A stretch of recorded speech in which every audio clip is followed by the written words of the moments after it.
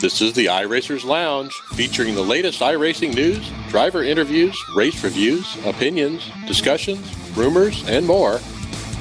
Now here's Alan Pajari and Mike Ellis.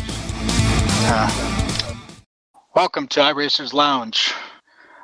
With me here is Mike Ellis, Carlos Fonseca, Colton Landis, Jonas Hankins, and from our guests this week, from 2 to Green Motorsports, Chad Dillon and Chris Setchler. Welcome, guys, to our 8th episode of iRacers Lounge. Hey, thanks for having us. Yes, thank you. Hi. Yeah, this week I ask questions, or I always ask questions to the new guests, but this week, instead of just going through one guest at a time, what I'm going to do is I'm going to ask a question and have you both guys answer it, okay? So, Chris, let's start with you. When did you start sim racing? I started sim racing back with NASCAR in 1999, so it was about 16 years ago, and I've been doing it ever since. All right, yeah, that was a pretty good game. Dad, when did you start sim racing? I actually started back with this Indy 500 game. I had a little flight stick that my dad gave me, and I would drive like the Lola around the Indianapolis 500 track, and I was horrible at it. I would turn around and drive and wreck all the cars and then go the other way so I could win the race. But yeah, that's when I started and kind of just did some stuff through there. I did a lot of Forza stuff and then found iRacing just recently. All right, yeah, I remember that game. That was kind of fun back in the day. Chris, how often and what series do you normally race on? Well, last probably I want to say 5 to 6 years I've been pretty exclusive with iRacing. I haven't been really racing anything else but that, and I started out trying to gain my license up focusing on the truck series. I ran the truck series probably for 3 to 4 years. I felt that it was the best vehicle on the game, that's for sure. But here the last couple of years, ever since they've come out with the Gen 6 car and kind of left the COT in the dust, so to speak, I've been running pretty much exclusively the COT, focusing on the NIS series now that's in operation, and the A Open series, and I dabble a little bit in the other cars, but I stay mainly to the oval and just stick with the A car most of the time. All right.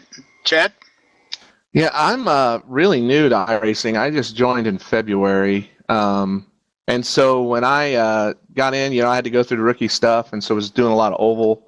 And the big reason was I wanted to get into the NIS series as quick as I could. So I actually made my debut in that this year in the NIS Open series at Las Vegas. So doing that, trying to stick with the Open series way more than I am the fixed series. And then I really like to drive the Star Mazda on the roadside. It just is a lot of fun. That's just a good, quick car, and I think it's pretty easy to handle. So try to stick with that. Try to do as much as I can both ways, but I probably do more oval than I do anything. That's pretty good to make it to Las Vegas after joining in February. Yeah, I did a lot of research on people saying, hey, start from the pits, don't worry about your position, things like that. Rookies was difficult to get out of. It was, you guys have all been there. You know what I'm talking about when I say it is a different game. There was research? Yeah, was it John Bowden on the forums? He's actually an Indiana guy where I am from, and he has a whole list of good topics for people to check out. And then there's a series of YouTube videos that just talk about how to get out of rookies. So it was really worth checking out. Yeah, without that information, a lot of those new people, they don't understand. They think it's a race, right? And you're telling me to stay back a half lap? It definitely goes against what you feel like you should be doing. Right, I mean, exactly. When I get in and I'm around another car, I'm like, oh, I really gotta race this. I can really try to get around this guy, but sometimes the best thing to do is just pull behind him, relax, and let things develop. Or, as we like to say at 2 to Green, Hashtag the Heishman way. Yeah. Yeah, I remember my days back in the rookies. That was before the fast track system, and I can honestly say it was probably the longest 12 weeks of my career here on iRacing. Oh, tell me about it. Holy cow! 12 weeks you guys had to do that, huh? Yeah, it's pretty Yeah. intense. Yeah, I was out of there in a couple weeks. I felt good about it too, and I time trialed. Yeah, same here. I joined later. All right, Chris. What type of equipment do you have? Right now, I'm running just a standard G27, and that's probably the most sophisticated thing I ever had. I went back when I was doing the original, like the NASCAR '99 and 2002 series in those games. I was actually running a flight yoke back then, and using buttons on the flight yoke as my gas and brake, and promoted up to a Logitech Momo, which I still say was probably the best wheel I ever owned. I actually like that better than my 27, but it broke on me, and I went up to the 27, and that's what I'm still running today. All right. Yep, I'm running a G27 also. I actually work for a church, and we had it in a closet that somebody had donated to the church as well, they were doing these like fifth quarters after football games, and they would hook it up to a PlayStation and let kids, play whatever PlayStation game they had on there. And it was literally sitting in a closet for like 2 years. And so I'm like, hey, why don't I just store this at my house? And that is how I got into that, brought it home to check out iRacing. But yeah, so G27, and I really like it. Feel like it's a good wheel. I'd like to see the steering wheel be a little bigger, but other than that, like it is right where I need to be. All right. Yeah, it seems like a lot of people have G27, and good deal for you to get it through a donation through church. That's pretty good. Yeah, I think technically I'm still storing it right now is what we're using as the wording. Yeah. Yep. Good place to store it. Chris, besides Integrity Racing League, what other leagues is in? Well, presently, Integrity Racing League just, and I think you guys have touched on this in the past, just combined their truck series with RCRL. So I'm running a little bit there. They're doing some exhibition races that have been some fun, the ones that I've been in. They're doing those on Tuesday nights, so, everybody come out. But other than that, league racing is really not what I'm too focused on right now. Just focusing on the Integrity Racing League and doing a lot of open stuff. Doing a lot of stuff with the NIS series and the A Open, and trying to get my I rating up right now. Looks like we lost Alan, so who's going to take over, Mike? All right, yeah. So no leagues besides Integrity. And what about you, Chad? Did you run any leagues? I really haven't. I checked out CORT League for some Indy cars, and I was just so off the pace that felt like maybe I needed to focus on some other things at that point. But I'm thinking about maybe trying some of the winter leagues. I know like Integrity does a winter league. I thought about maybe checking that out and seeing, if that was something I would want to run or something. But right now, not too much, just mostly the official stuff that iRacing puts on. We know Alan puts on a great winter league. Yeah, the Winter NIS League. It's invitation only, though. But yeah, that's a pretty good one to run. The next question is your most memorable or embarrassing iRacing moment, Chad.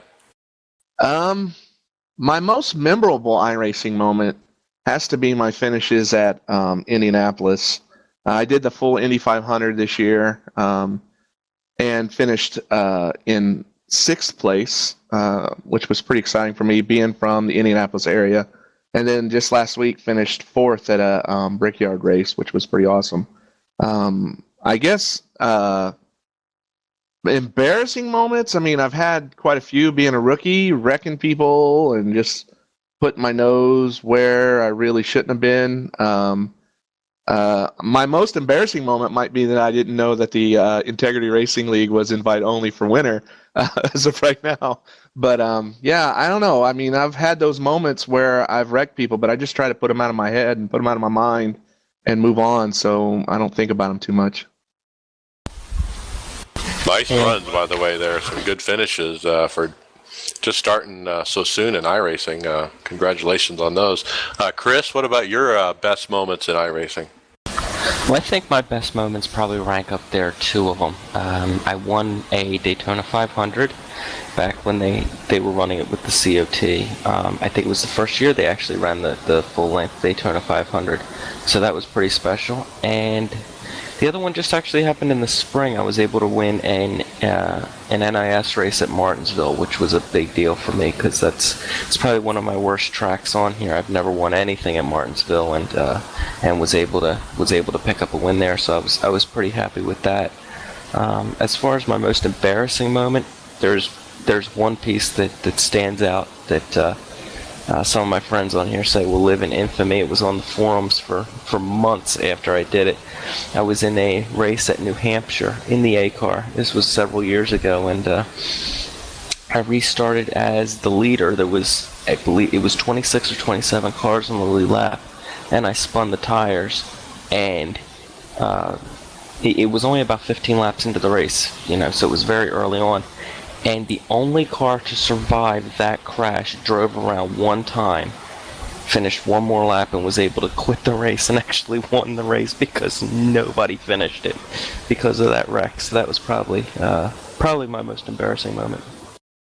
Yeah, there's actually a story that went down just like that happened in the Sunday NIS top split, I heard, that we're going to talk about later. So yeah, those can be moments for sure. Looks like, Alan, you're back with us after some connection problems there, and that kind of brings us right into our next topic. Tell us about that. All right, so let me explain here. We have a buried cable and internet line at our house, so it's buried underneath my yard. And apparently there's a piece of the cable that was sticking up. And so when I was mowing on Wednesday, I cut that cable. So that basically cut out the TV and the internet for our whole house here. And so I've been kind of without. So right now I'm running off of 4G phone connection here to be able to do this and to be able to do any kind of practice racing I possibly can. But it's intermittent. It's not great. And actually, I'm trying to work on something better for Saturday. But besides that, it kind of just showed me on how dependent we are on the internet, especially my family. We are just incredibly dependent on that thing. After I cut it, I got in a lot of trouble from my wife. She was not happy with me. My son was down. We were sitting there scrambling for, trying to get the company out here to fix it, trying to figure out if we can get another internet connection, seeing what we could do on our phones, looking for any kind of other things. And really, since I'm in town, I'm at home too, I haven't really missed a day of iRacing, and I am kind of going through withdrawals here. Has anybody ever suffered through any of that kind of stuff? Oh, yeah.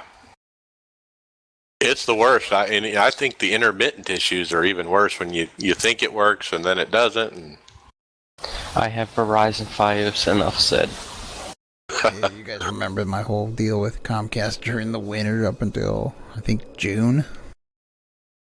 Yeah, whenever your neighbors were watching Netflix, you couldn't race. Apparently, or anyone in the neighborhood, the whole node was overloaded, and it just took them forever to fix it. Yeah. It was interesting because as soon as I cut the line, the first thing I thought of is, I can't race on Thursday. Forget about the wife problem, being mad right? at you. Can't race on Saturday. Yeah, that was my biggest concern.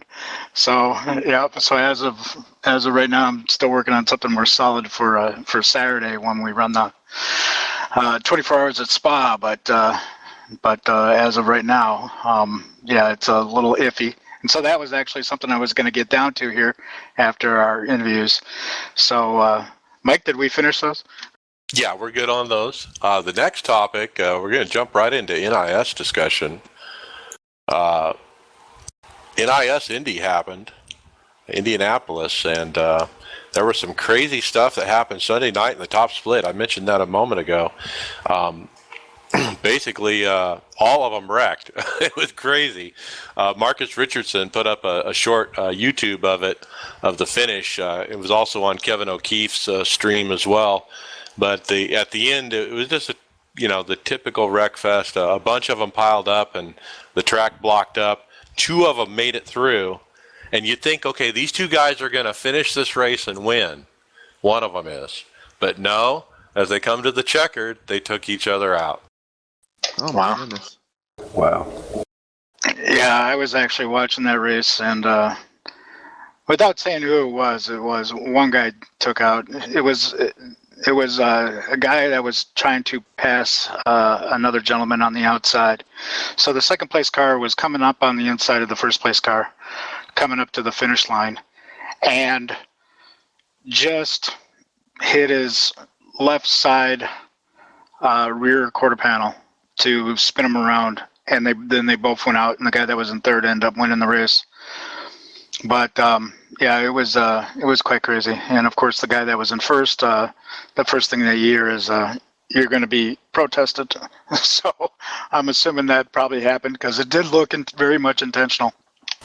Yeah, it was certainly a hot topic. Apparently, as soon as it happened, I was actually in the race in the second split when that happened, and I was on TeamSpeak with several people that were in the top split at the time, and I'm trying to finish my race, and all I hear is, "Oh my God, he dumped him for the win! He dumped him on the last lap." Yeah. So how'd you do, Chris? Throughout the week, how'd you do? Indianapolis, I want to say I was very happy with Indy. It's not traditionally been a good track for me. It's been, I hover around probably lower top 10. That's if I survive the race. I've had a lot of bad luck there, being involved in incidents. But it was a good week. I think I finished in the top 5 twice there, and just was able to leave with a smile. I didn't win any, but was able to leave with a smile and move on to Pocono. All right, Chad, how'd you do throughout the week? Yeah, I really just did the Wednesday night open race. I tried to play around a little bit with the fixed setup, but it was just so stinking loose for me. I couldn't really drive it. But Wednesday night did the open race. I was in the 4 split out of 5. And finished 4th. I was car number 29, so you can imagine my iRating went up pretty well that night too for that very race. Good. Gotta love those nice draws, huh? Yeah, it was good. I mean, Indy's my home track, so just to finish there anyway, solid is a plus. But to put in a good 4th place finish and do well with iRating and SR and everything, it was just a good night overall. I was leading with 2 laps to go, and because everybody pitted, but I did not, so I was leading. So I was on old tires, and all I needed was a caution in the first lap or first 2 turns, and I would have won. But alas, I did not get it. Yeah. Yeah, I believe our team, Two Green Motorsports, overall had a great showing at Indy. I know our teammate Hoyt Smith won one of the races, and Chad had some great runs there. I had some great runs. I think Michael Dool did well, Jay did well. So it was a great week for our team there. Yeah, you guys seem to be doing well as of late, I would say. Colton, how'd you do last week? Bad. I only got to run 1 race because I was gone over the weekend. I guess it was the Wednesday night open. And I don't know, I was looking forward to Indy, and I I used to be fast at Indy, but something about this new package or the fixed setup or whatever it was, or the setup that I was running, I just wasn't feeling great. But anyways, 5 laps into my race, my screen all but froze coming out of turn 4 and stuttered all over the place. I couldn't tell where I was, and I slammed it in the wall, took out another guy, finished 3rd to last. Ouch. Yep, that's too bad. You did have a good run in the Open, though, earlier in the week. In the, oh yeah, that's right, the Tuesday before that I finished 2nd, I think, in that A Open, but that wasn't a real high strength of field. A pretty long, boring race, really. Yeah, 144 laps for the A Open that week, so yeah, very long races. So, Mike, how'd you do? Well, I'll agree with the long race thing. I do not think this week deserves a full-length race. This should have been a half-distance race like most of the weeks. That being said, we got it done. I got a 13th. I got 114 points in the Open, and that's above my drop weeks, so I guess that would be considered a good finish. So wasn't really comfortable there. I had a lot of angst, but ran most of the events. It was a long week. All right, Jonas? I ran one race in NIS. It was all right. I had 2 guys come across my nose. I had 4 times, both times. No damage on the car. Had somebody in there, as my spotter was telling me, you know, each time when the cars came across my nose that I didn't have not a speck of damage.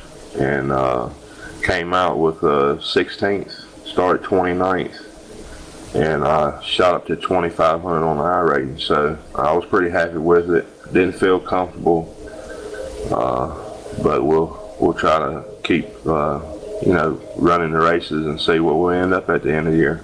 Nice run. Yeah, very good. Carlos? I think I was only able to run the Saturday NIS race. You know, the one at noon, fixed series. Mm-hmm. And I think Mike was in that race with me. And Was that the fuel mileage race? Yeah, it's one that came down to a fuel mileage. And we topped off because me and Mike thought we had a genius idea, you know. We'll top off, everyone's going to run out. But apparently, some of the 2 leaders that were leading anyway ended up finishing up there at the front. And I somehow lucked into a 7th place finish. And I really don't even know how. I was running 18th the whole race. I don't even know what happened. I used to be quick there like Colton used to be. I just don't know what happened. It's a new low downforce or low horsepower package we got this year. Yep. So I think I ended up getting the 7th and Mike was a 10th. Rolling across the line with no fuel. Yep, I made it. That was a crazy race though because I watched the replay to the finish line, you know, for the leaders who won the race. The leader was 3 car lengths from winning that race, and he ran out of fuel in 2nd place, beat him to the line by a bumper. Quite intense.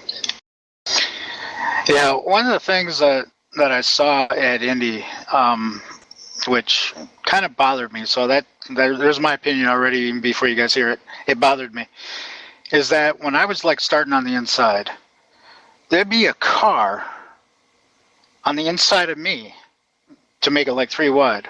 Oh, yeah. Every Before restart. the line. Yeah, people just weren't racing smart.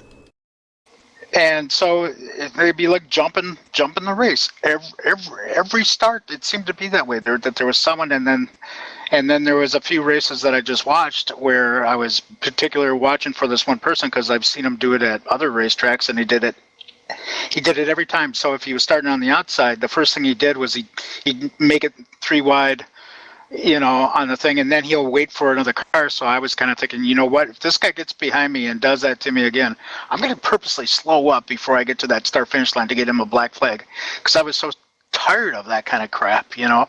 What do you guys think of that type of maneuvers and things? Is it fair racing? Is it just aggressive and that's just the way it is, or is it kind of borderline cheating? You know. Well, stupid. Well, I'll Yeah, say, that's what I was gonna say.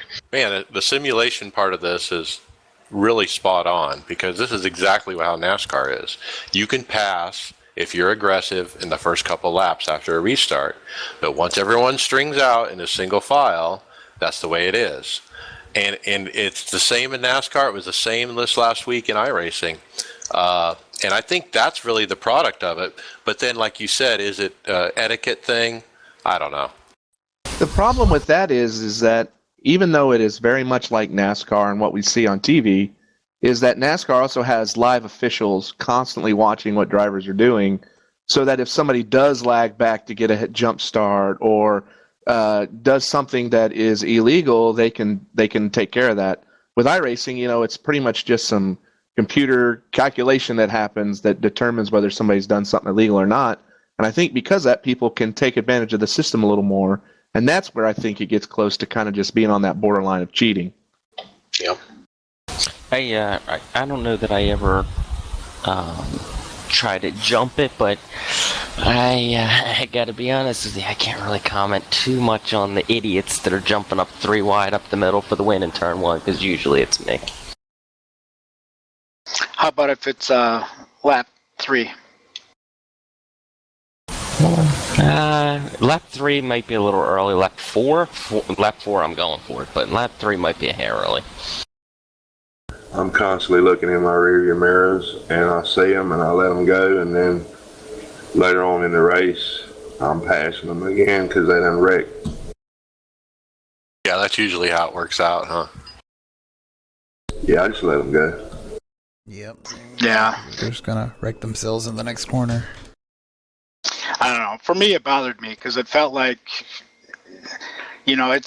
I don't even see this on races on TV. Now, I see guys jumping into 3 wide after they pass the start-finish line a lot of times, but to me, when you got a car on the inside of you, even before you reach the start-finish line, I question that behavior, and that's what I saw. Yeah, I can't really get on board with that. Like I said, if I jump 3 wide, it's on a restart. It's going to be after the start finish line. It's usually going down to turn 1 because those first couple of laps after a restart, that's when you can really make headway and gain positions.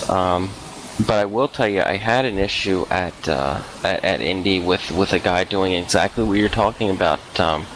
He actually showed his nose and showed his intention to do it before the pace car even pulled off.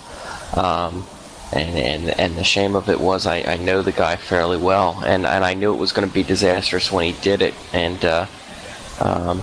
sure enough it was. He caused a wreck going down into turn 1, but those kind of things I can't really get on board with. It does aggravate me.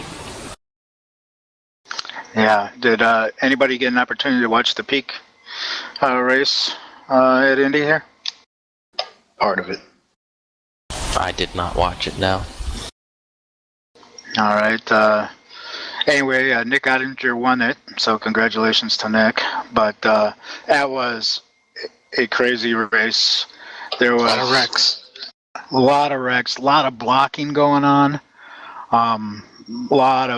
It was nuts. That's all I gotta say. I know these guys are the top drivers supposedly in the sim. But holy cow, was that?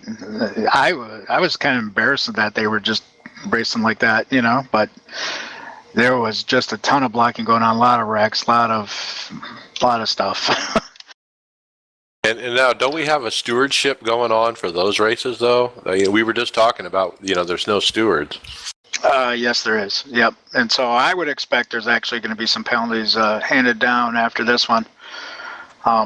But you would see, anytime someone got a run off of like a 2 or 4, people were blocking and making sure that that they couldn't get underneath them in the corner and that type of stuff. It was pretty bad.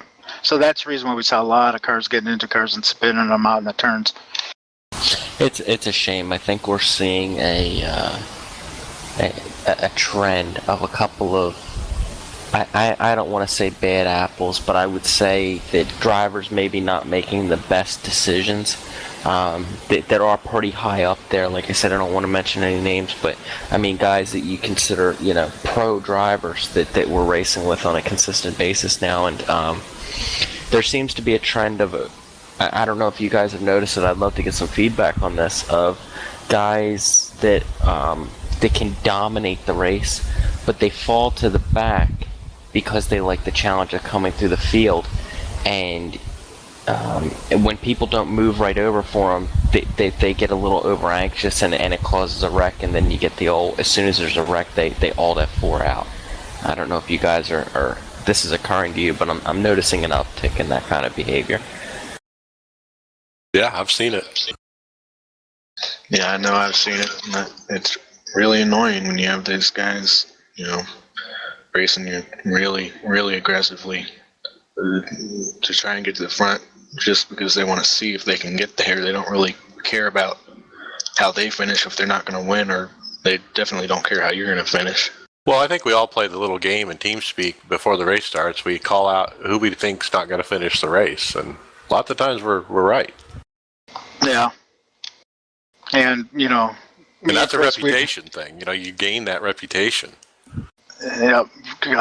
Chris and I, and actually most of the guys in here, we race with someone that does that, I believe, weekly.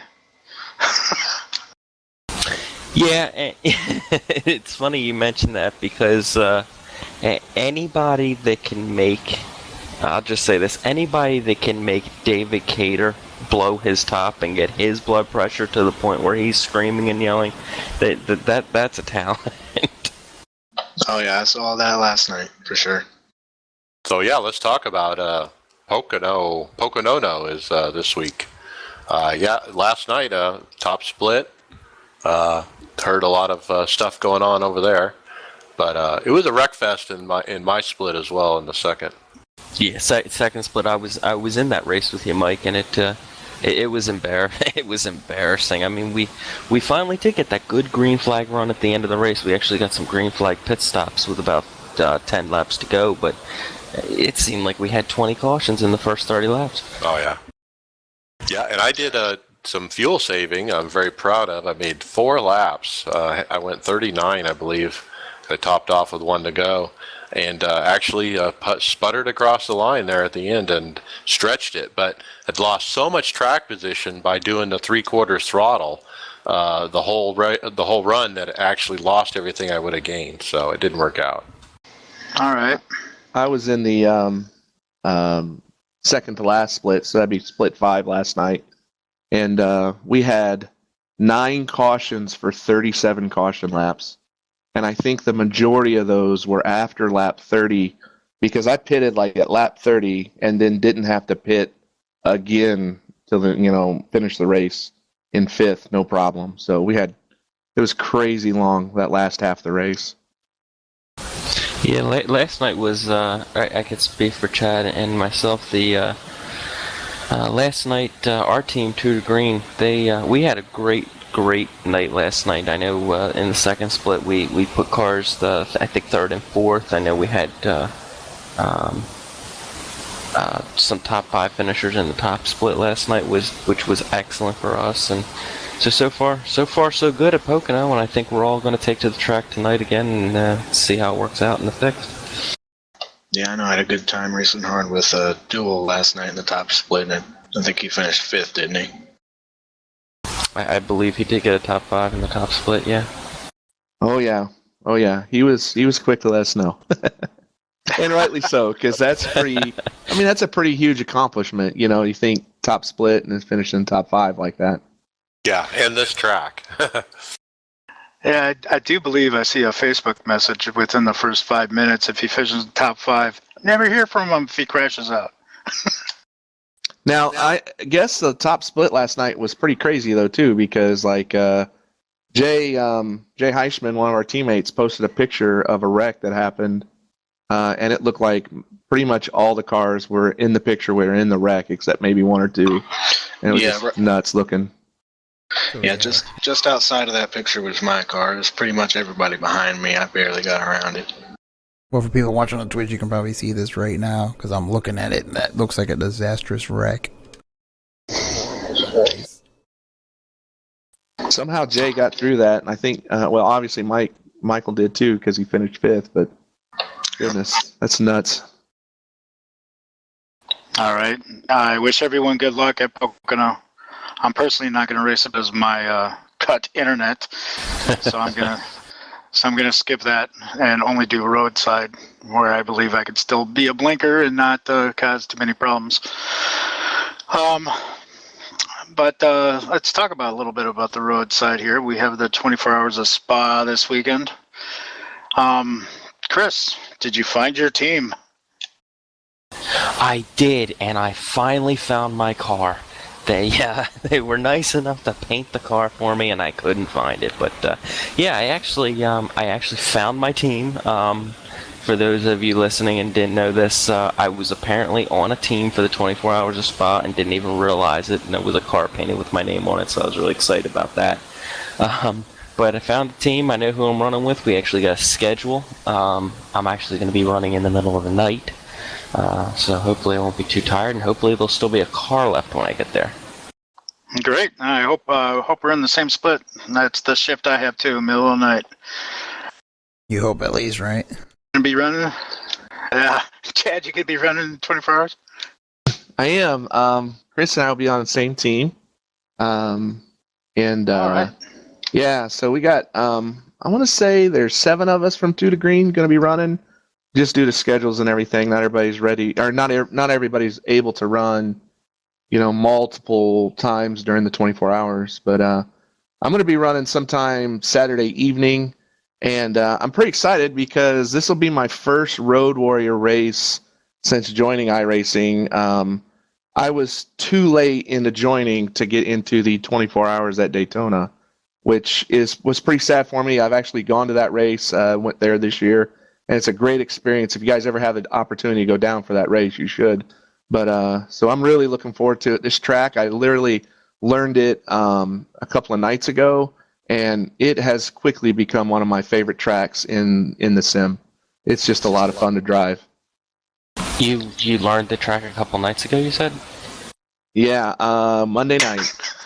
And I believe you're in the car before me. Yes, but I also know that you learned the track the night after I did. 'Cause I was there, so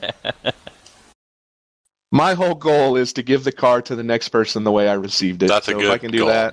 that, I feel pretty good about that. That could be a race winning goal. Yeah. Chad, have you done team races before? I haven't, so this is just completely my first experience in all this, so I'm just super excited about it. It's going to be great.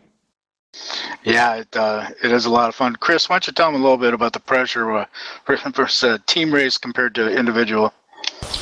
Well, I can tell you that I've done it once. I was in the 24 hours of Daytona. I was actually, for those of you who don't know, I was actually racing with Alan in that race. I was on his team. And, you get in the car. I was the second driver in the car, and you settle down. You're going to run 2 or 3 hours, and your heart's beating, and, that's what you're focused on. Don't mess the car up for the guys that are going to have it after you. And but the pressure was quickly broken for me by a rookie mistake. Alan brought the car down pit road and had the pit limiter on. And since I don't run the road stuff hardly ever, a pit limiter is the last thing on my mind because, oval cars don't have them. I didn't have a button mapped for it. So I leave the pit road at Daytona in the HPD, and I get into turn 2 and freaking out. Why am I only going 55 miles an hour? So I actually had to limp all the way around Daytona at 55 miles an hour because I couldn't turn the pit limiter off until I could get back to pit road and get in and actually map a button to do it. But once I got through that, the pressure subsided, and you just settle in like it's any other race. But I can tell you that the entire time you'll probably have it in the back of your head not to push the car. Just keep it clean because you don't want to be that guy. Everybody, you have 6 or 7 people on your team, and everybody wants the opportunity to run, and you just don't want to be that guy who ruins it for everybody that's going to follow you. Isn't the default key for the pit limiter like the A button on your keyboard? I don't think it's defaulted. I've never set it that way, and mine is A, and I've never set it that way, so that's why I thought it was the default. Oh, trust me, I was pushing every button imaginable, and it wouldn't go any Oh my faster. gosh. I could not imagine that lap. That must have been crazy. I've been just nuts. I think got to give kudos to everybody else on the track that was able to miss me. I feel like at least that part I don't have that problem because I do use that in some other road racing that I do. But the thing I'm more nervous about than anything else are the HPDs. Those HPDs scare the crud out of me. And just even in practice, just like all of a sudden you're going into a turn and you're like, oh my gosh, there's an HPD there all of a sudden on your rear end. And those things, they scare me a little bit. Yeah, that's what we're going to be running is the HPD, so watch out.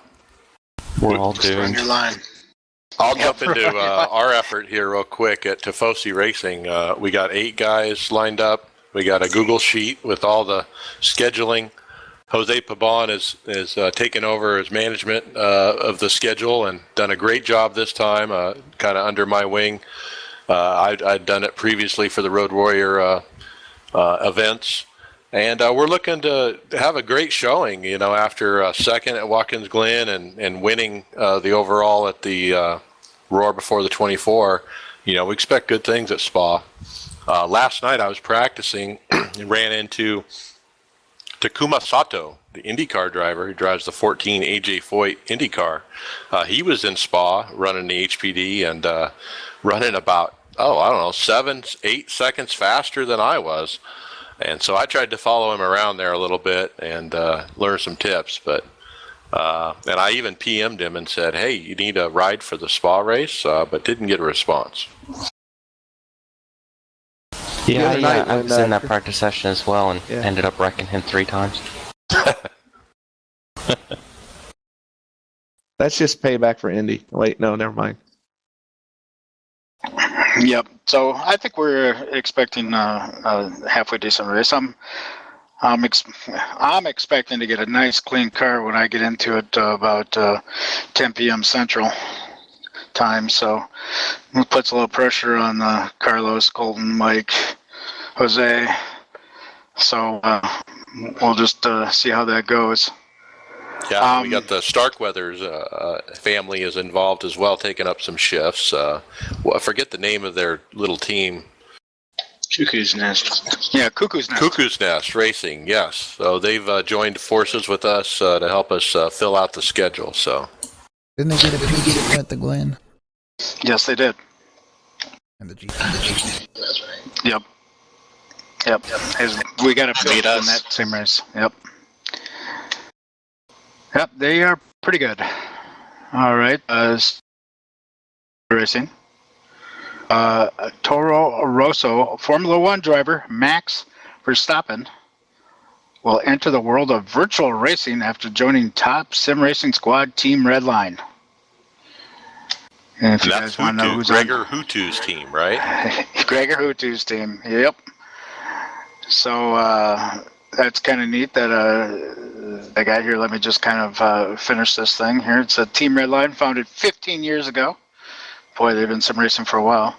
Is the world's best known sim racing team, and its lineup includes sim racing legend Gregor Hutu.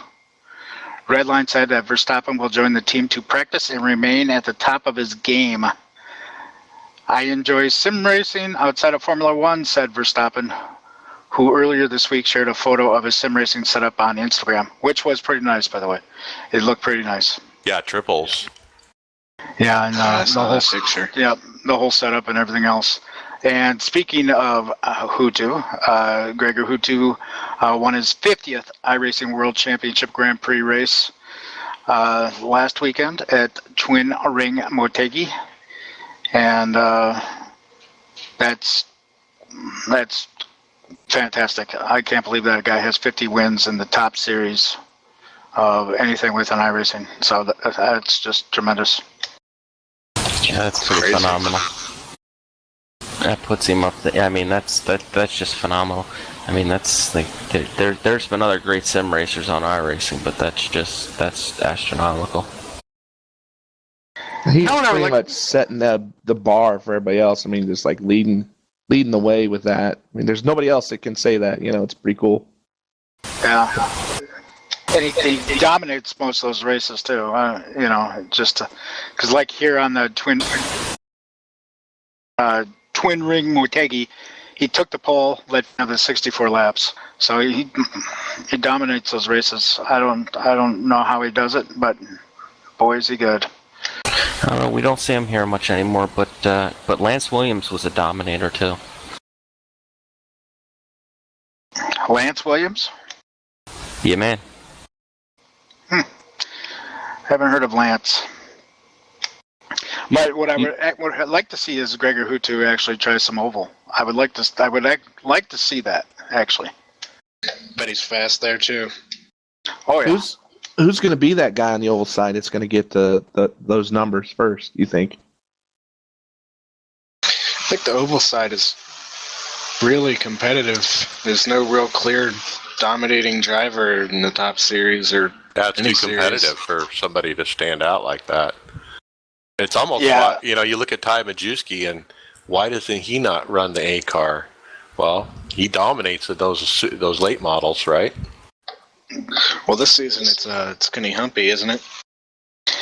This season it's Humpy. He's won 5 out of 11 races, and that's pretty good. Man, you probably could have said a couple years ago, when Afala won 2 in a row, you might have thought Afala would be it.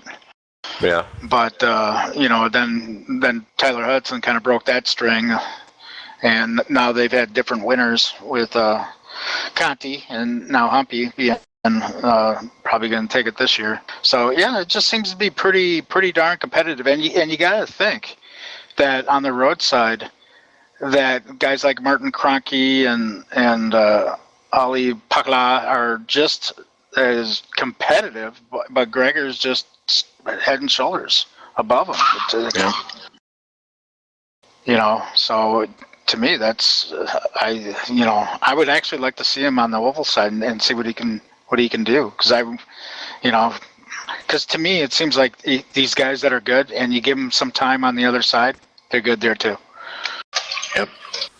Absolutely, it would be interesting to see. Right. Now, Chris, we know Matt Busa here, and we see how good he is on the road side too. And with his iRating up there around 7,000 on the road side, it just seems like these guys, either they're good or they're not. And luckily, I'm not that good range. Yeah, I'm not there either. I will say my iRating's getting up there, highest it's ever been. It's almost at 3,800 now. So I'm happy to stay right in that range. That's a good range for me. But I don't know how these guys cross over the aisle, because I go over to the roadside and I just feel stupid. I mean, I race with these guys and I'm 4 seconds off the pace every lap. I just don't know how they cross over the aisle. I can't get my head around it. Yeah, I personally have been lucky. I'm about 4 seconds off the pace too, but I've been able to survive some races, and that's kind of put me into some decent splits and getting some decent runs and moving my rating up. So I've been pretty happy with that. And I know Carlos is fast no matter what he runs, and so Carlos can probably do that type of thing where he's got to run the same iRating in both. But yeah, I don't understand how some of these guys can be so good. All right, moving on to our next topic. Someone posted this in the forums, and it was where they asked for some money so they can buy some cars and tracks. What do you guys think of panhandling on the forums? That's exactly what it is. It's a GoFundMe.com. We're not going to advertise who he is, but yeah, he wants £452. So yeah, he can buy tracks because he can't afford them, and he thinks that the iRacing community should cough it up, I guess. Kind of ridiculous. Yeah, I went on a tirade on the forums about this a couple months ago. It's one of those things where people... I got a lot of negative feedback about my comments, actually, because I said that that iRacing should put a stop to it. I said that they should write a rule against it, and I got a lot of feedback from people saying, well, if you don't like it, just don't read the post. And what scares me about this panhandling on the forums is we've heard the horror stories about people who have, in the very rare instance, bought a piece of hardware from somebody on the forum and never received it. They got gypped or whatever. And I think it's only a matter of time if we continue to let these people beg for money on the forums. It's going to open the doors for people to take advantage of other members, and it's going to open the doors to fraud and people being dishonest, and it's going to be a mess if we don't get a handle on it. Interestingly, he's raised $0 or £0, I should say. Nobody's bought into it, so. Yeah, Chris, I totally agree with you. I think that they should put a stop to it, and it does open it up for fraud. Where personally, I can afford anything I want to get on within iRacing, and it would be like me putting on there, please give me money, just because I don't want to pay, and to me that's fraud. But I just don't think that if you can't afford it, you can't afford it. And I think we mentioned in a show earlier about you can make iRacing expensive, or as expensive as you want it to be. So they give you 7 cars and 15 tracks when you first join? Is that correct? It's enough to get by, yeah. Yeah, so, and you can run those. You could just stay and run those, and and if you make it outside of rookies, and that way you can't run on roadside. You can run the Mazdas and stuff all the time if you wanted to, but on the oval side, if you can't run the rookies anymore and you have to run the D, well, you can wait until you're whatever you have, or actually Legends. You can run Legends all the way through, so nothing will stop you from running. And be honest with you, I think that it's an absolute, gift what they give us now compared to what you got when iRacing first came about. I mean, I remember when I first started with iRacing, I was in between jobs. I was struggling a little bit, so I couldn't afford to buy a bunch of cars and tracks. But, back then you got Linear and you got South Boston, and I know you got the Rookie Legend. But I may be mistaken, but I think other than that was it. You didn't get anything else for free. And now you get a bunch of cars and a bunch of tracks for free. So... these guys panhandling the forum, I'll be honest with you, what I think that we should do with them, I have a solution. I think we should be able to put digital recreations of the people into the sim and put them on the track and integrate the cone model into them. So I can blast them out to the stands. Well, until iRacing comes in and sets a policy on this, it really comes down to the community to decide whether this is right or wrong. I personally think this is kind of ridiculous. I mean, this would be like, this is the guy who's on the street, who's homeless, asking for money for beer, really. Right. The alcohol could be part of why you're there, bud. So let's think of a different solution here. But, the community, I think, has pretty much spoken. Like, as you said, he's got $0 so far raised for this. And he's kind of like, hey, nope, we're not going to do this. Go get a job. No mow grass. Get a paper out, something. Nobody did it. Not a single person gave him a dime. Too bad you couldn't take away money. You've been fined. Make them pay for it. But I know a couple of years ago there actually was an instance where, I don't know whatever happened to the money, what it got used for, but there was a guy on the forums that racked up a little bit of money on one of these GoFundMe things because he actually took to the forums and convinced a few people, I won't say many because most people did see through him, but he actually convinced a few people that he was starting a real truck team. And people actually sent him money for this. And it just, that's the kind of stuff that I don't like.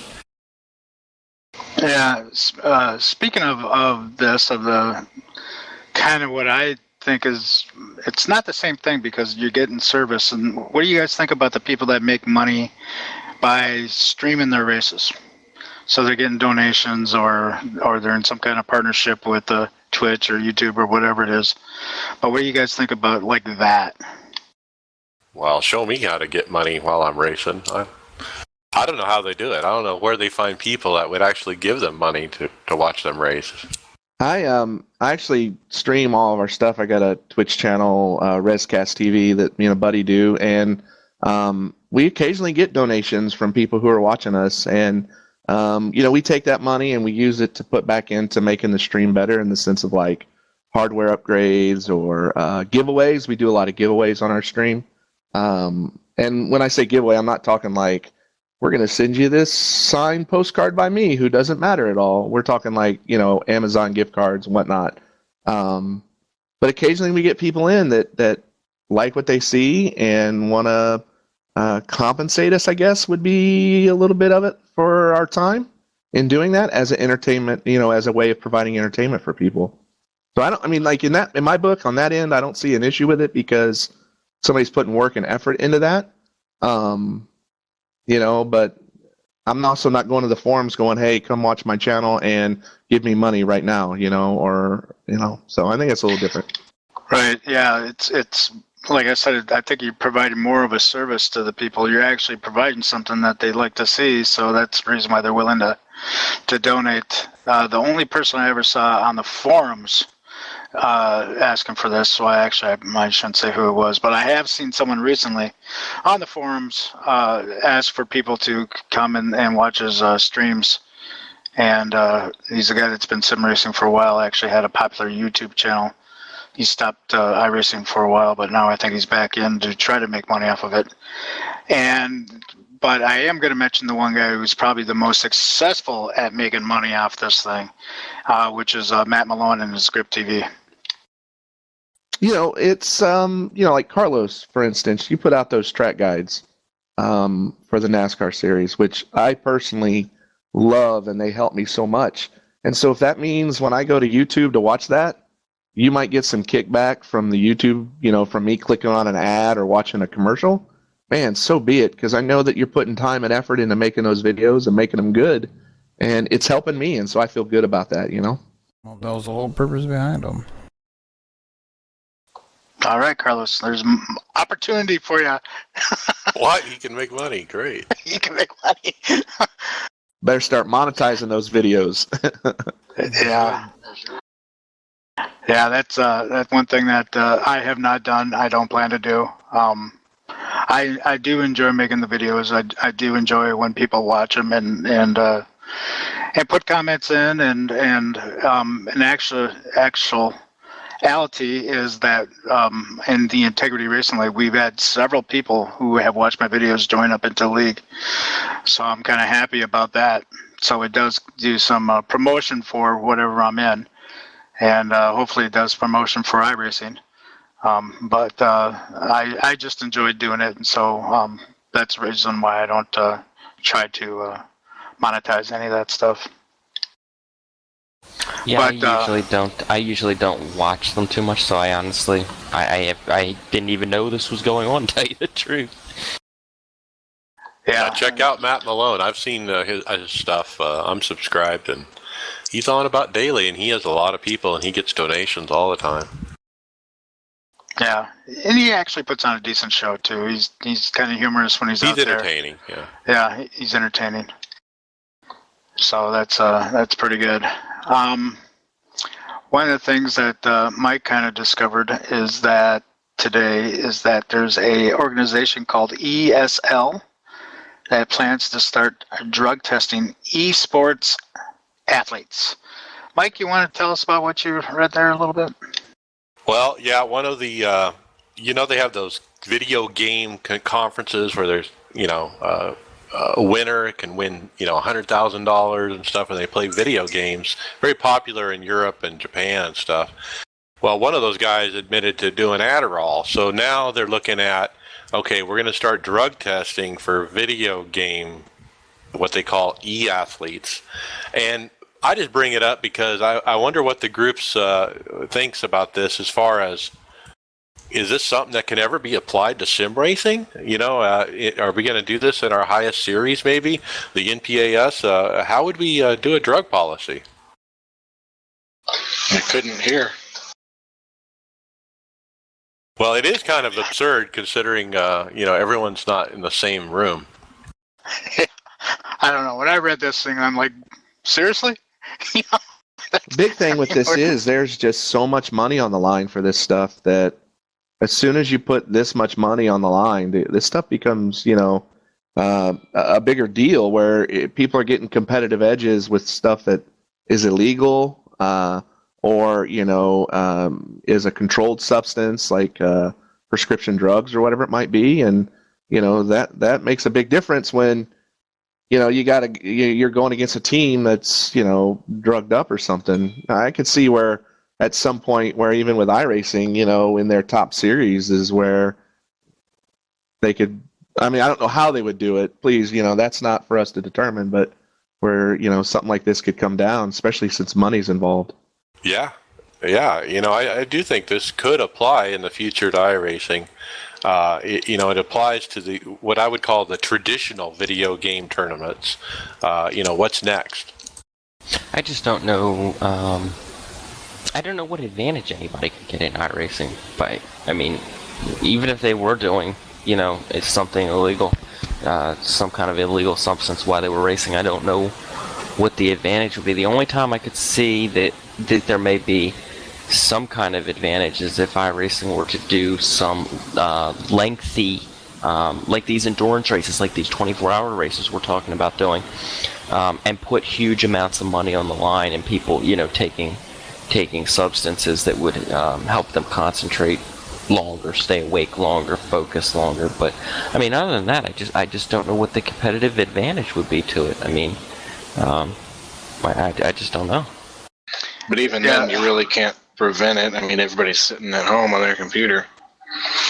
Yeah, that was kind of my first thought was Saturday night at the 24 Spa. I'm going to be so pumped up with caffeine. But I think, we've all done it. We've raced with guys in rooms in NIS or wherever it might be where the guy comes over the chat in the race and he's like drunk as all get out. We've all been there where that guy's been in our room. And so, yeah, it is one of those things. It's one of those things. How do you control that? You can't. Oh, for the first 2 years, I called the guy that I used to race on the PlayStation 3 on Gran Turismo and stuff, and we called him Drinky because he was always intoxicated. But I think that it could be an issue if you had a situation where I know they do like these high-end Madden NFL tournaments for high amounts of money, but it's all done in like a big arena or in a big conference room or whatever, and they're all actually in the room. And I could see that it would be a problem if you have somebody taking something, because let's face it, if you take me, who's just a middle class guy, and put $100,000 on the line, I'm gonna get ramped up. So if you have a guy taking a substance that can mellow him out, and get through the stress and everything, it may be a competitive advantage for him. Yeah, it would be interesting. But I think we're a long ways off from any kind of sim racing, doing any kind of. I don't think that they're going to be able to do it in their traditional video game tournaments anyway. Just the implementation of it is unique. So we'll see how it goes. They just announced that they're looking into it, kind of thing. So. Yeah. All right. Another thing is that we all know that PSR TV broadcasts the Peak antifreeze series every other Tuesday night, and then what they do for those other Tuesday nights is they broadcast the top split Class B Open races on the oval side, so the Xfinity series, and and I'll jump in here. What happened was go ahead. Yep. Yeah, what happened was, and I read this on Facebook. I didn't actually watch the race, but watched it later. Apparently, there was some intentional wrecking going on at the end of this race. This is an official race. It was televised. It's promoted by iRacing, and again, it kind of goes back to that. What we were talking about before, with people going 3 wide before the start and stuff like that. Intentional wrecking is one of those, offenses like that you really shouldn't be doing. Yep, I'm actually watching that right now. Yeah, and you're saying that this actually happened in the top split, and it was very much intentional. Is that what you saw? That's Yep. what I understood and saw. Yeah, so Yeah, totally intentional. it was all over Facebook. I just thought we'd mention it. And it's part of that ongoing discussion about integrity and reputation.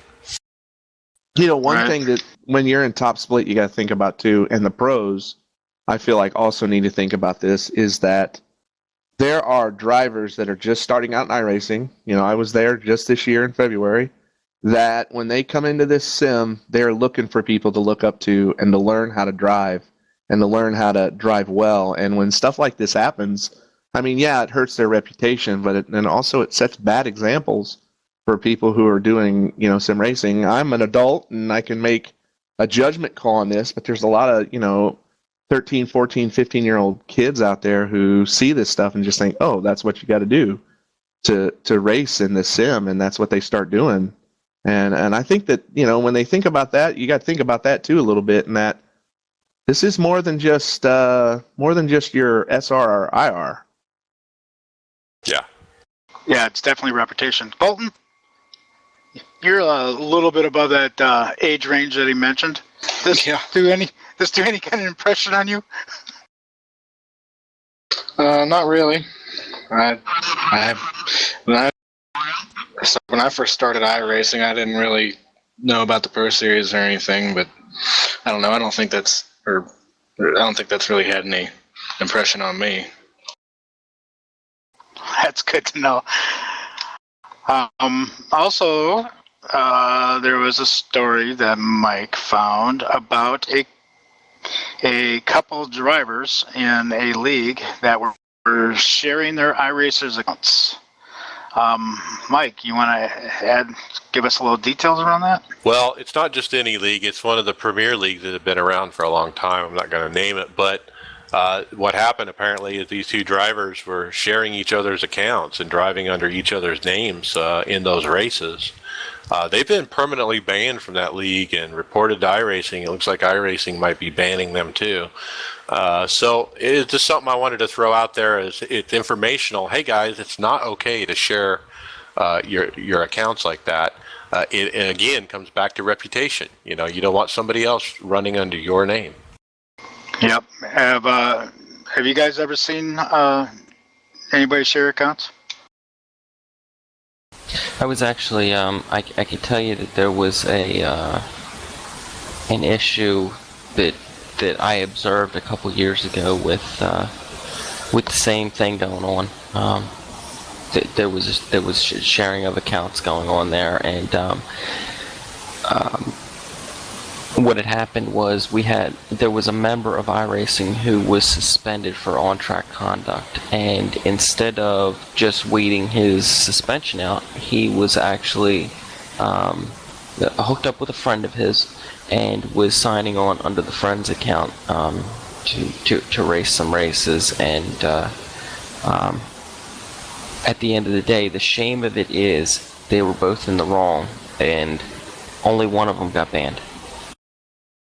Yeah, that is too bad. Actually, they probably should have both been banned.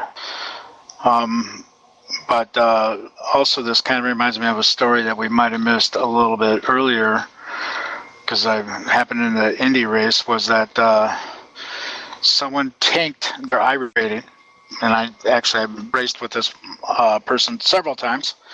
They tanked their iRating to get into the lowest split in the NIS, and I guess they were pretty happy about winning that low split, even though there probably should have been around a 3,200, I would guess, iRating. They were racing around 700 iRating people, and but they tanked their iRating. So what do you guys think about people that tank their iRating to get into lower splits?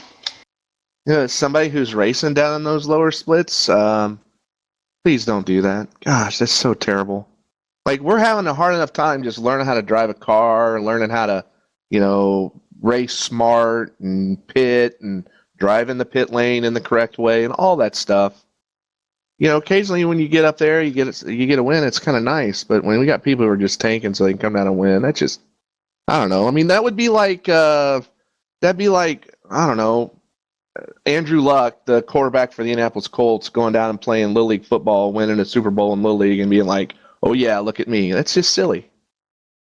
Yeah, I don't agree with it, and it does happen more often than probably we even think, to be honest with you. But you have that going on, and I hate that. And then you have even the more obvious ones going on. There's actually guys that are on the verge of being pro. I haven't even looked up. There's one person in particular that's standing out to me. I haven't even looked him up to see if he might even be a pro at this point. Creating a second account and being, if his name is John Doe, then he has another account called John Doe 2, and he has an I rating of 1200 or 1300 in that account, and just plays the game of dominating the lower splits and just tearing up on the newer guys. Yeah, and I don't the think guys that should that are be down allowed. there. This shouldn't be allowed. Here in the chat on this Twitch, Nim's talking about that it's illegal. Protest him and he'll take care of it. There you go. I just don't see Right from the horse's mouth. What are they doing? Well, that's great that it and I do appreciate that. The shame of it is I've contacted iRacing about it before, and I've been told it's okay. Well, On the second account, Having the second, and I'm not saying that it's not. It may be okay. I don't know according to their rules. I just don't think it's. I don't think it's right. right now that's kind of what I was thinking about too when I saw the tanking thing. Is like, well, what happens if someone just created a second account and then, they're dominating rookies, because you're racing against people that just got onto the sim, so you're dominating rookies, and then you can. iRating in rookies, even though it doesn't show you, you can build it up. And, but we've raced against several people that had, we were racing in their second account. I could think of just a few of them on top of my head that I know I raced against, and, and there was like their second accounts. And, but to be honest with you, a guy that we know that dominates late models, his two accounts are models. Yeah, and I know that iRacing is a business, and they're in business to make money. I've said that for years when people have complained about certain things with iRacing. I've said, it's a business, and we have to understand that. The shame of it is the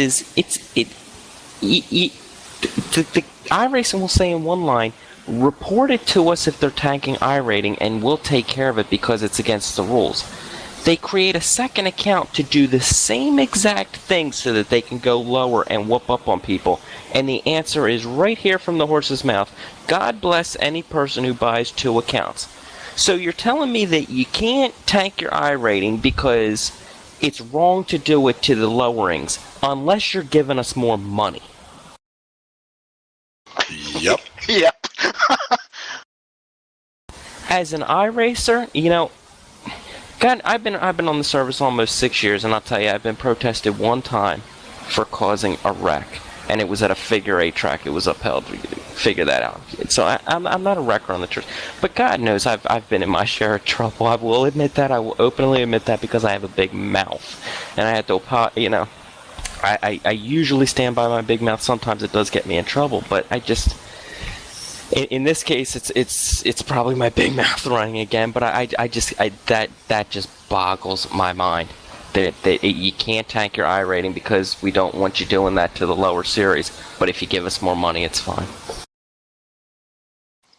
Yeah, it does seem kind of odd.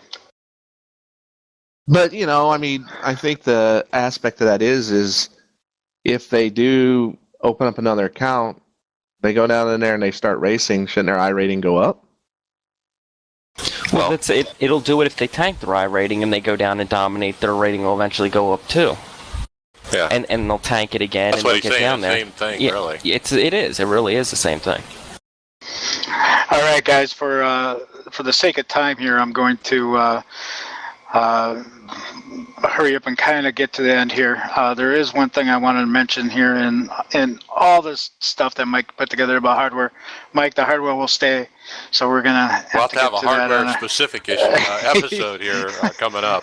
We do have a lot of hardware topics. We're not going to get to them today, but we will. Yeah, but I do want to say that Michael Main from Main Performance is looking for some guys for an Abuto group buy. You can check that out on the forums. And the reason why I wanted to mention that one is because of it might be time sensitive. Yeah, so, if you're looking for a Abuto, you should get in on this. Check it out. Yep. So take a look at that. But otherwise, let's go to some final thoughts here. Chad, you got any final thoughts for the show? Anything you want to just say? Well, I just want to say that I was playing Forza Motorsports quite a bit before I found iRacing on the Xbox, and when I found iRacing, it literally made Forza look like a arcade game. So I'm really glad that this sim is here and that we can have a lot of fun with it. I appreciate you guys doing the show. It's really been one of the been a really good show for me to listen to. Enjoy it a lot. And if I may, hey, if you guys are bored one night and we're out there, hit us up on Twitch at ResCast TV, and we stream iRacing a couple different nights during the week and have a lot of fun with it. So, all right, Chris, you got anything that you want to say? Yeah, I just want to say this is my first time doing anything like this, and I really appreciate the time that you guys have given me. And I know we take the on-track action seriously, and I have to say that iRacing is probably the most fun that I've ever done. But more importantly than the on-track stuff, I value, I think, the relationships that I've made here, the friends that I've made here. I've actually become friends with some people outside of iRacing because I've met them on here, and I think that it's a great service. I think that it's getting better. I think that they do a great job with it, and I just look forward to the future. I think that there's great things on the horizon. Yeah, I agree with that. And so I'm going to mix that in with my final thoughts too. So it's the same as Chris. Colton, you got anything that you want to say? Oh, not really. I'd like to thank Chris and Chad for coming on here. It's been nice having them. Yeah, thanks. Thank you for having us. Yep. Carlos, you're a man of few words, so I'm actually going to skip you. Jonas. Go ahead. Okay. Jonas, you got any final thoughts here? Appreciate y'all guys coming in, Chad, Chris. Enjoyed y'all coming in. Marbles is on my mind. Waiting for them marbles. Can't wait. Boy, I can't wait either. that's going to be amazing when that comes out. Probably the biggest addition I'm looking for. They'll keep us waiting long enough. Yeah, that's a personal thing that I'm really looking forward to, too. Mike, you got any final thoughts? Yeah, I got some Twitter shout-outs. VSimRace, at VSimRace, has been following us on Twitter and is very anxious for the next episode. And so I wanted to thank him for listening. Also, James Swinbanks, we mentioned him back on the Indy 500 episode. He was in the top split over there, and he's from Australia and has also been giving us a couple shout-outs. Also, the final shout-out is the regular NASCAR fan podcast called the PETM Podcast. I have no idea what that stands for, but they just talk real NASCAR racing. And somehow I got involved with them on Twitter under iRacers Lounge, and they talked about iRacers Lounge and iRacing a little bit on their podcast and actually plugged us. What was interesting about this interaction was these guys don't know nothing about iRacing. I mean, what they know is what they've heard through NASCAR channels and stuff, and it's so little that they just don't have any comprehension about what we do. And I just want to say there's a huge opportunity out there with the NASCAR fan base to grow the iRacing ranks. We need iRacing marketing to step up here, and there's a huge opportunity here. Just go and get those NASCAR fans. I don't know what it takes, commercials or whatever, but this service will take off. These guys would eat this up. That's it. Yeah, I agree.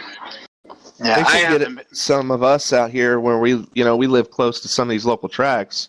Maybe they should work with some of the people who use the service to go out to some of these tracks and set up booths or something. I'm sure people would love to volunteer to do that. Man, I'd do it for them. I'd do it for them. Go set up my rig at Phoenix International Raceway and let people check it out. I'd probably be into that. Yeah. I have to admit, I was a little the other way around. I got into the games, the old NASCAR games, before I got into the real NASCAR. But I loved the game so much that got me into watching the real NASCAR. So I became a NASCAR fan because of the game. So it's The other way opposite. around. Yeah. Yep. So anyway, that would be it for our 8th episode of iRacers Lounge, and next time we'll talk about our Pocono races, our Watkins Glen races, and our 24 hours of Spa, and hopefully Mike can get to all his hardware topics he has down here, and hopefully we'll have a couple of new guests on. But otherwise, thank you guys for listening, and thank you very much. Later. Thanks for listening to the iRacers Lounge podcast. Make sure to subscribe to us over on iTunes and Stitcher. See you on the track.